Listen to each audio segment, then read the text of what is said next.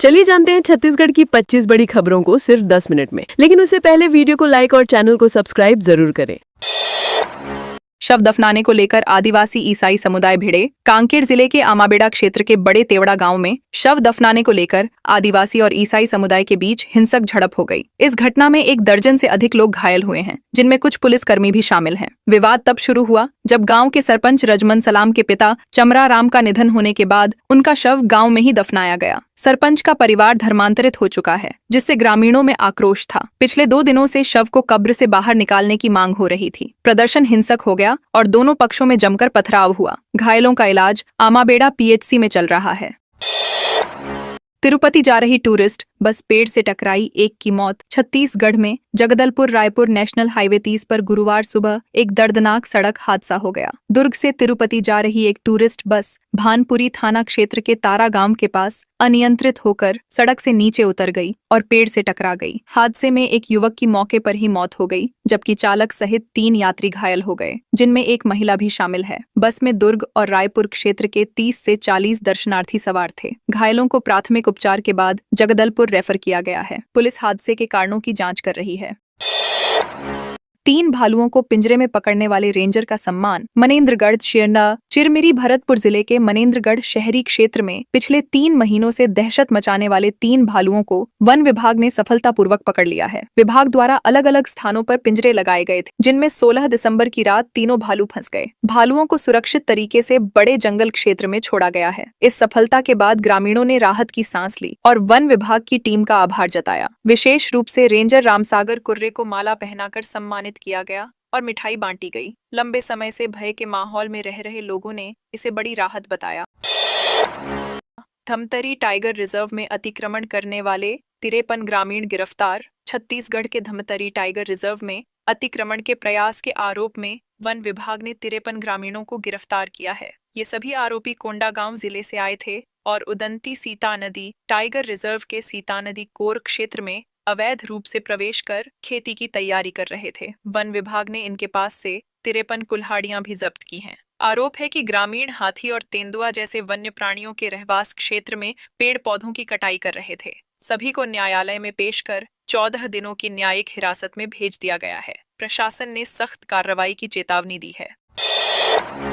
रायपुर में हनुमान भगवान की मूर्ति खंडित, 5 आरोपी अरेस्ट। रायपुर के टिकरापारा थाना क्षेत्र के धर्मनगर इलाके में हनुमान भगवान की मूर्ति खंडित किए जाने का मामला सामने आया है। इस घटना से आक्रोशित स्थानीय लोगों ने जमकर हंगामा किया। पुलिस ने त्वरित कार्रवाई करते हुए 5 आरोपियों को गिरफ्तार कर लिया है। जांच में सामने आया कि जमीन विवाद के चलते जेसीबी मशीन से मूर्ति हटाने का प्रयास किया गया। इसी दौरान मूर्ति खंडित हो गई। स्थानीय निवासी नीतू सोनी के अनुसार आरोपी अरिहंत पारख ने देर रात जेसीबी लेकर जमीन पर काम शुरू कराया था। पुलिस ने धार्मिक भावनाएं आहत करने की धाराओं में एफआईआर दर्ज कर आगे की कार्रवाई शुरू कर दी है। भिलाई स्टील प्लांट में बाइक चोरी का सिलसिला जारी। भिलाई स्टील प्लांट में बाइक चोरी की घटनाएं लगातार बढ़ती जा रही हैं। पहले जहां प्लांट के मुख्य गेट के पास से चोरी होती थी, अब प्लांट परिसर के अंदर से भी वाहन चोरी होने लगे हैं। बुधवार को भट्टी थाना में बाइक चोरी के 2 मामले दर्ज किए गए। एक एक्टिवा एचआरडी विभाग की पार्किंग से चोरी हुई, जबकि दूसरी बाइक प्लांट के अंदर से गायब हो गई। भिलाई निवासी लीलेश कुमार साहू ने बताया कि वह प्रशिक्षण के दौरान अपनी मां के नाम की एक्टिवा पार्किंग में खड़ी कर गए थे। पुलिस मामले की जाँच कर रही है। सूरजपुर के सहकारिता कार्यालय में एसीबी का छापा। सूरजपुर के उपायुक्त सहकारिता कार्यालय में अंबिकापुर से आई एंटी करप्शन ब्यूरो की टीम ने देर शाम छापा मारकर सहकारिता निरीक्षक अभिषेक सोनी को 40,000 रुपए रिश्वत लेते रंगे हाथों गिरफ्तार किया। आरोपी ने प्रतापपुर निवासी एक व्यक्ति से लेखापाल पद पर नियुक्ति के नाम पर 1.50 लाख रुपए की मांग की थी। पीड़ित ने इसकी शिकायत एसीबी से की, जिसके बाद जाल बिछाकर कार्रवाई की गई। गिरफ्तारी के बाद आरोपी से कई घंटों तक पूछताछ की गई। इसके बाद एसीबी की टीम आरोपी को अंबिकापुर ले गई, जहां आगे की कानूनी कार्रवाई की जाएगी। एयरबैग न खुलने पर टोयोटा को देना होगा 61 लाख। छत्तीसगढ़ राज्य उपभोक्ता आयोग ने टोयोटा कंपनी को बड़ा झटका देते हुए 61.46 लाख रुपए मुआवजा देने का आदेश दिया है। यह मामला इनोवा कार के दुर्घटनाग्रस्त होने पर एयरबैग न खुलने से जुड़ा है, जिसे आयोग ने मैन्युफैक्चरिंग डिफेक्ट माना। कोरबा निवासी सुमित अग्रवाल दुर्घटना में गंभीर रूप से घायल हो गए थे और इलाज में करीब 36.83 लाख रुपए खर्च हुए थे। अप्रैल 2023 में रायपुर से लौटते समय उनकी कार तरदा गांव के पास पलटकर पेड़ से टकरा गई थी। आयोग ने कंपनी को दोषी मानते हुए मुआवजा देने का निर्देश दिया। छत्तीसगढ़ में नकली दवाइयों पर एफडीए की कार्रवाई। छत्तीसगढ़ में नकली और अवमानक दवाओं के खिलाफ खाद्य एवं औषधि प्रशासन ने बड़ी कार्रवाई की है। रायपुर के गोगांव स्थित एक ट्रांसपोर्ट गोदाम में संदिग्ध दवाओं की खेप जब्त की गई, जो इंदौर से भेजी गई थी। जांच में पाया गया कि बिल में जिन दवाओं का उल्लेख था वे पैकेट में मौजूद ही नहीं थीं। इसके बजाय 3 अन्य प्रकार की नकली दवाएं मिली। मौके पर ही दवाओं के नमूने लेकर शेष खेप जब्त कर ली गई और राज्य औषधि परीक्षण प्रयोगशाला भेजी गई। एफडीए ने पूरे प्रदेश में अलर्ट जारी कर दिया है और आगे की जांच जारी है।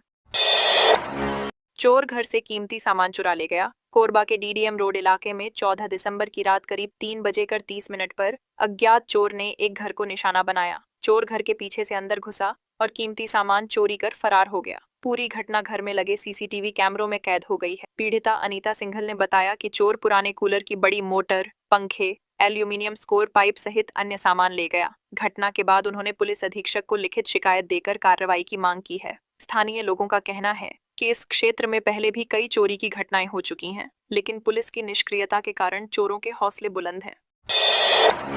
रायगढ़ में पिकअप में 60 कट्टा अवैध धान जब्त। रायगढ़ जिले में अवैध धान परिवहन के खिलाफ प्रशासन की सख्त कार्रवाई जारी है। कोयलंगा भुइयापाली मार्ग पर संयुक्त जांच टीम ने एक पिकअप वाहन को रोककर जांच की, जिसमें 60 कट्टा अवैध धान बरामद किया गया। जब्त धान का वजन करीब 24 क्विंटल बताया जा रहा है। पूछताछ में वाहन चालक ने अपना नाम किशोर प्रधान बताया और कहा कि धान किसान कमलेश साहू का है, जिसे जामगांव उपार्जन केंद्र ले जाया जा रहा था। जांच में दस्तावेज सही नहीं पाए गए, जिसके बाद प्रकरण दर्ज कर लिया गया। प्रशासन ने साफ किया है कि अवैध धान परिवहन पर आगे भी कड़ी कार्रवाई जारी रहेगी।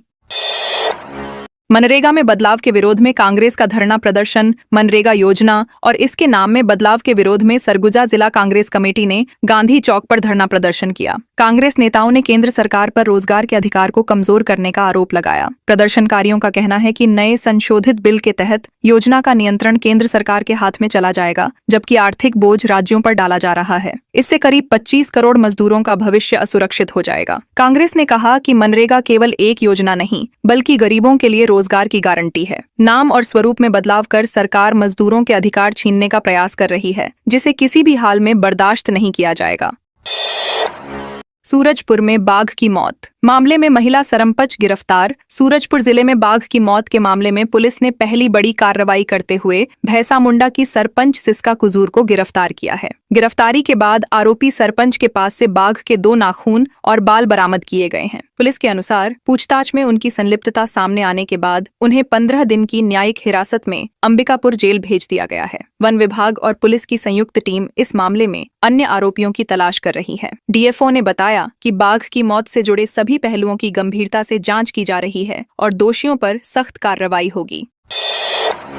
बीजेवाईएम शहर अध्यक्ष बने वैभव गुप्ता। ग्रामीण में ऋषभ को जिम्मेदारी। भारतीय जनता युवा मोर्चा में संगठनात्मक बदलाव करते हुए प्रदेश नेतृत्व ने नए जिलाध्यक्षों की नियुक्ति की है। भारतीय जनता युवा मोर्चा के तहत बिलासपुर शहर से वैभव गुप्ता को शहर जिलाध्यक्ष और ऋषभ चतुर्वेदी को ग्रामीण जिलाध्यक्ष नियुक्त किया गया है। यह नियुक्ति प्रदेशाध्यक्ष किरण सिंहदेव की सहमति से की गई है। बताया जा रहा है कि इन नियुक्तियों में वरिष्ठ नेता अमर अग्रवाल की पसंद का भी विशेष ध्यान रखा गया है। इसके साथ ही गौरी गुप्ता को प्रदेश उपाध्यक्ष और सनी केसरी को प्रदेश मंत्री बनाया गया है। पार्टी का मानना है कि इससे युवा संगठन को नई ऊर्जा मिलेगी।